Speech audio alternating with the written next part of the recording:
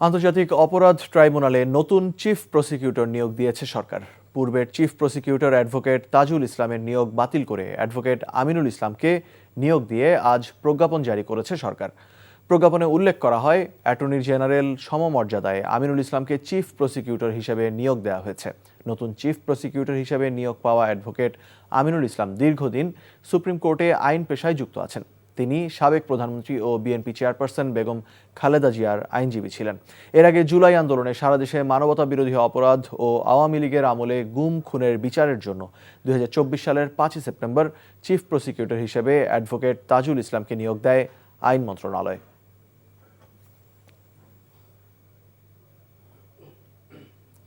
এই মুহূর্তে ট্রাইব্যুনালে আছেন আমাদের স্পেশাল করেসপন্ডেন্ট হাসান জাবেদ। সরাসরি যাচ্ছি তার কাছে। জাবেদ, ট্রাইব্যুনালে তো নতুন চিফ প্রসিকিউটর নিয়োগ হলো, তিনি কবে কাজে যোগ দিতে পারেন এবং ট্রাইব্যুনালের আজকের কার্যক্রমের সম্পর্কে কি খবর আছে আপনার কাছে?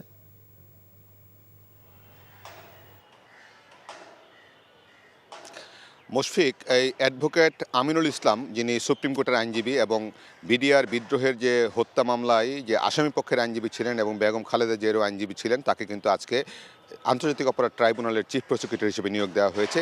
কিছুক্ষণ আগেও তার সাথে আমি কথা বলেছি। তিনি আজকে ঠিক দুপুর 2টায় ট্রাইব্যুনালে আসবেন, এসে সাংবাদিকদের সাথে কথা বলবেন এবং তার পরবর্তী কার্যক্রম কি হবে সেটা বলবেন এবং হয়তো আজকেই যোগদান করবেন, এমনটাও হতে পারে। এবং কিছুক্ষণ পরে হয়তো যে এই মুহূর্ত পর্যন্ত যে চিফ প্রসিকিউটর আছেন অ্যাডভোকেট তাজুল ইসলাম, তিনি হয়তো সাংবাদিকদের সাথে কথা বলবেন, আমরা সেই অপেক্ষায় আছি।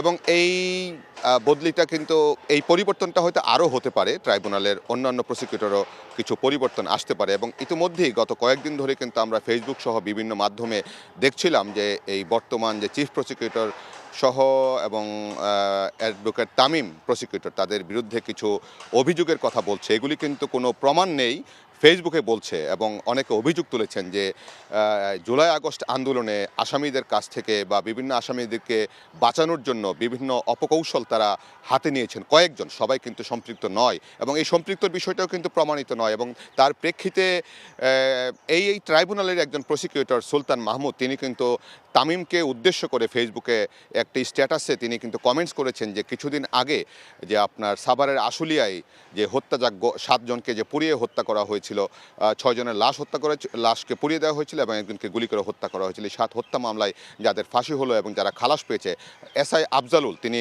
রাজসাক্ষী দিয়ে খালাস পেয়েছেন এবং আফজালুলের স্ত্রী তামিমের রুমে এসেছিলেন একটা ব্যাগ হাতে নিয়ে, একদম ভারী একটি ব্যাগ হাতে নিয়ে। এটার ইঙ্গিত করা হচ্ছে যে ব্যাগের মধ্যে হয়তো টাকা ছিল, সেটা স্পষ্ট বলেননি এবং সুলতান মাহমুদ সেটা আবার চিফ প্রসিকিউটরকে জানিয়েছিলেন যে তামিমের রুমে কেন এই এসআই আফজালুলের ওয়াইফ এসেছে এবং তখন তিনি সেটাতে কর্ণপাত না করে বরং সুলতান মাহমুদকেই বকাঝকা করেছেন, এরকম একটা তিনি বলেছেন। এখন কিছু অভিযোগ আসছে এবং আরেকটি অভিযোগ হচ্ছে যে শেখ হাসিনার মামলায় যে রাজসাক্ষী করা হয়েছিল আইজিপি চৌধুরী আব্দুল আল মামুনকে, সেটা নিয়েও কিন্তু প্রশ্ন আছে যে টাকা পয়সার বিনিময়ে যিনি এই জুলাই আগস্ট হত্যাকাণ্ডে মানে সরাসরি এই ঘটনায় সম্পৃক্ত, মানে নির্দেশ দিয়েছিলেন গুলি করার পুলিশের আইজিপি হিসেবে, তিনি কিভাবে খালাস পান, তাকে আসলে কৌশলে এখান থেকে বাঁচানো হয়েছে এবং অনেক ধরনের লেনদেন হতে পারে, এই ধরনের অভিযোগ আসছে। এখন এইসব অভিযোগ আসলে প্রমাণ সাপেক্ষে পরেই বোঝা যাবে, নিশ্চয়ই তদন্ত হবে, তারপর বোঝা যাবে। কিন্তু জুলাই আগস্ট আন্দোলনের যারা হত্যা হয়েছিল সেসব হত্যার বিচার সঠিক হোক, সেটা কিন্তু জুলাই আন্দোলনকারীরা কিন্তু বারবার বলে আসছিল। তারা কিন্তু নানান ধরনের অভিযোগ এবং তারা কিন্তু এখানে ট্রাইব্যুনালের সামনেও কিন্তু এসে জড়ো হয়ে বিক্ষোভ করেছিলেন, কেন দেরি হচ্ছে জুলাই আন্দোলনের বিচার। তারাও বিচার চাচ্ছেন এবং সঠিক বিচার চাচ্ছেন। এখন এই যে নতুন অ্যাটর্নি জেনারেল পদমর্যাদায় চিফ প্রসিকিউটর দেওয়া হয়েছে, তার নেতৃত্বে হয়তো এই বিচারটা এগিয়ে যাবে। মুশফিক, জানছিলাম আন্তর্জাতিক অপরাধ ট্রাইব্যুনালের কার্যক্রমের আপডেট।